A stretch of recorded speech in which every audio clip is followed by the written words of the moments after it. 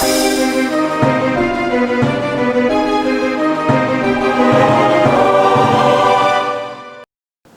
everybody, it's vanburman here, welcome back. Today I want to talk to you about a new program that I've discovered for, well, my GPU benchmarking series that's going on. Haven't done one for a little bit, but been having to think about how I will do some going forward. I have a few ideas of a couple of different videos that I want to do that have been in the pipelines for a while. But before then, I just thought I would show you the quick update on the test bench. So because I bought a new case for my main computer, I now have the older case, well, for the test bench, which is actually quite nice because I can still use it very much in the same way that I would do on the test bench, because I've got my old vertical GPU mount, and yeah, all that sort of stuff works perfectly fine. Easy to swap in and out the graphics cards. The cables could probably do with a little bit of a tidying up there, especially this bit here. I had to run a second one, you see, because I had the 1080 in there before. I've also got the 420mm radiator for the CPU. The specs and stuff are still the same, and the CPU doesn't really change the impact of the GPU scores at all, you know, because it's way more powerful than they are comparatively. But I had to take out this whole top panel bit up here and all the cables out just to fit this 420mm radiator in. It's not officially supported, but it's these bits at the top that interfere, and I just about managed to get it to wedge in there. It's only held in with 2 screws, but I mean, it's not going, it's part of the case now. So that's good. I also have made a little screen with a IDA 64. I just took whatever, used liberty, someone else's template that they put up, and I've started making a few little amendments to it for, you know, stuff that's more important for me to see. But generally, you know, just how much the CPU is working, how hot it is, and then mainly it's sort of the graphics card bits, how much graphics VRAM we're using, how much system RAM we're using, and what the temperature and utilization is. So that's all pretty good. I'll actually just show you very quickly. I'll take you off, and there you go, there's my face. If we go around to it, here it is. It's actually really cool, nifty little thing you can do with, you know, a sort of external screen. This one, it was just I think it's a 5.5 inch LCD screen that is usually used for Raspberry Pis and the like. But yeah, it's not too bad actually. So I'll just give you a bit of a better look inside. At the minute we've got a GTX 660 Ti in there. It's nice to have a dedicated Wi-Fi card for the internet and stuff, because the USB one's alright, but you know, could be better. And we've got the Ice Bear Alpha Cool 420mm in there, which is absolutely massively overkill, but still very useful. It's also a great place for me to store my big hard drives. But effectively, I want to take a look at this here, which is a program that I became aware of not that long ago called CapFrameX. I tried to say frame first. And yes, if I'm really good at this technology lark, we can actually just view it much better than I would do on camera. It uses the same, RSS, the Reaver statistics, is that what it is? Yeah, can't remember now anyway. But yeah, it uses that as to help capture it, which is really good because it, you know, fits in with Afterburner and everything else. And it then gives you a good way of being able to, you know, capture your benchmark like you would do normally using what is it called? Using Reaver Tuner basically. Yeah, Reaver Tuner statistics server. So what this allows you to do basically is do it for, you know, do it as you normally would, but it captures the name of the game, it captures the time and date as well, which is pretty good. I think the other one might have done that as well. But everything's a lot more user-friendly. It also captures what your hardware is for that particular one, and you can use it as a normal overlay if you'd prefer, and obviously then turn the other one off. I prefer the way the other one looks, but you can use it quite easily. You can also do a run history and aggregate the scores, which is quite good. But you know, it's one of those things depending on how you want to look at it. So my big concern was that I wanted to have a look at more frame times in conjunction with FPS. So how many frames are on the screen and how are their timings. So just did so we can just take, let's just take Left 4 Dead for example. So Left 4 Dead, it will tell you what your system info was for that, motherboard, everything. It's great. Just to have it there, especially if you were using different CPUs as well. So it gives you your frame times plotted, it then gives you your moving average. So we can talk through a bit of that as well at some point. Then gives you analysis on, you know, what stutters there were, what percentage, roughly anyway. So, you know, we had like probably here, I would have thought. It then gives you an average, 1% low, 0.1% low, 95% percentile, and it allows you to, you know, pick what you want to see, which is really cool. Then allows you to have a look at your total CPU load. So I know that for this particular run on the first Left 4 Dead, I was running at about, well, just under 25, about 20% utilization on the CPU. And then obviously if we go for GPU, much higher. Not pegged though. So that's, you know, an interesting point. I don't know why this is that high. I don't think it should be that high. But anyway, it then allows you to set different thresholds. I think that's actually on another page, depending on your screen resolution and that sort of stuff, you know, how much is above what your screen can output. All that stuff's really cool. We can then go into like a comparison. So if we wanted to, Left 4 Dead 1 versus Left 4 Dead 2, and you know, you can see that Left 4 Dead on average needs an extra 40% takes an extra 40% of your average FPS.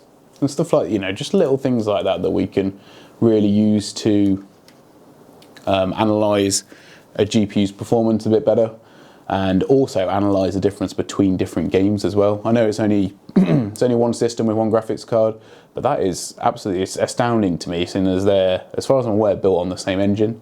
So, you know, there's lots of stuff here to unpick. You know, potentially some videos on different game titles that would be really good. I would like to look into this Left 4 Dead versus Left 4 Dead 2 statistics, but I need more than obviously just the one example. It'd be good to try it on some older cards as well, just to see how they deal with it. I've then also, you know, put some comments in here. So if I wanted to look at Mankind Divided, for example, which is one of the ones that I'm quite interested to look at for the 660 Ti. If we take my three that I've got here, so I've got high, oh no, have I got high? Yeah, I've got high as well. So I've got high, medium and low for a start. And obviously, can I move them up? Well, I don't know how to rearrange stuff yet. I'm still learning it. And you know, you can then see where the difference lies. So obviously, just running it on low gave us a much better score. I then did medium with no VSync, with VSync enabled, just to see, you know, what differences were made and where we can draw comparisons. It's all pretty tight actually, which is nice to see that, you know, the game's actually making the best use without any sort of, well, enhancements with VSync anyway. Although I must say, that the VSync option, the no VSync option, was nowhere near as good as just the normal one, which has an element of VSync attached to it. But still, yeah, it was just, oh sorry, the VSync one, because it just the no VSync one just ran horribly. It doesn't show you that though, because the sort of screen tearing is not, well, it doesn't seem visible on any of these charts, which is not as good. But we can then, you know, make our own graphs on this, or I can make graphs on it, which is really nice, and we can see it on the line chart as well. Obviously, there's a lot going on here, so it's a bit difficult. Nothing really averaged, averaged over 50 milliseconds, and you know, I was then sort of looking at it this way as in to say, you know, how good is the performance? The straighter the line, the better. So, in actual fact, you know, one of the straightest lines is the medium with no VSync. But I would not want to play like that because it's horrendous. We've then got, what else have we then got? We've then So low was all over the shop in terms of it bouncing up and down, not being a straight line. Medium by itself is pretty good. Medium no VSync's also pretty good. Medium with like full VSync on. I think maybe it's an element of game trying to keep the frame times in. And then high is actually not too bad, but high is not nice to play on, from my example, or from my experience. But yeah, it's just something that I guess I just wanted to bring to your attention, because if it's something that you are interested in, it gives you a lot of really good stuff. So we can make our own custom reports.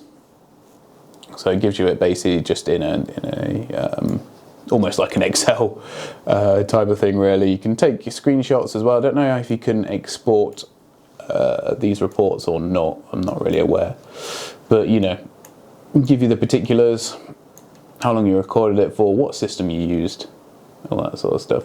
So it's basically just a much more user-friendly way of going about looking at stuff compared to Reaver Tuner. And also, it gives you the graph for the frame times, which you don't get on Reaver Tuner as far as I'm aware. I think you can get it in the text, you know, the Excel text format, so that you can extrapolate it into a graph. But the fact that it does all this for you is really nice. Built in obviously some intelligence as well, which is good. And these guys seem pretty good, judging by their website. You know, they're quite keen on more people finding about them and using them and that sort of thing.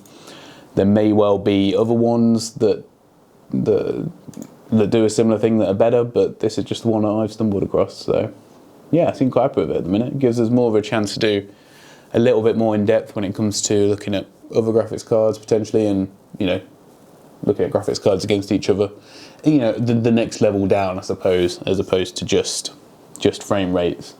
So there's not too much I can really talk to you about here, because it's all with the same graphics card. But we can take Rocket League, for example, which is another interesting one. We did a 2v2 with bots and then a 3v3 online, and you know, you can see that it's pretty tight in terms of how the two compare against each other, which is good to see, because I'm often of the opinion sometimes that, you know, maybe an online multiplayer with the 6 cars on the screen effectively would make it much worse, but you don't find that here, which is actually quite refreshing to see. You know, there is obviously a bit of a drop off, but it's, what is it, 8%? And it's 8%, 6%, -%. So yeah, 8% overall, but actually the 1% low is not as bad, which yeah, obviously all within margin of error, but effectively as good as the local one. So anyway, I'll leave it there. I've rambled on far too long, but I hope you enjoyed the video. I'm not sure how this will extrapolate into its own independent videos going forward in terms of, you know, with the graphics cards, but I'll look to do something with the 660 Ti. Probably just do it standalone rather than being compared against anything specifically, unless there is something on the spreadsheet that I think makes sense and, you know, is a good comparison. But overall, I've actually been really impressed with the 660 Ti. It's what I streamed the PS Vita on the other day, so it's doing pretty well. I hope you enjoyed the video. Nevertheless, it's good to, you know, do another one looking at this stuff. Don't know what I did that for. And yeah, I think it will really help with sort of the graphics comparison, how well they do again, especially against modern titles. These ones were where the card was fully expected to play the game. So in terms of even looking at how, you know, these sort of cards are in Cyberpunk, some of the older ones, the frame times and stuff will give us a much clearer picture, rather than just, oh wow, the frame rate's really bad. You know, where can we extrapolate what's going, you know, where the issues lie. And as always, no benchmarking is ever perfect. You know, you try to narrow things down as best as possible. That's what I've done with the test bench. Tried to, you know, force the whole bottleneck part of it being on the GPU, and then we can have a look at the GPU. So, all right, guys, I'll see you very soon. Thanks for watching. Bye for now.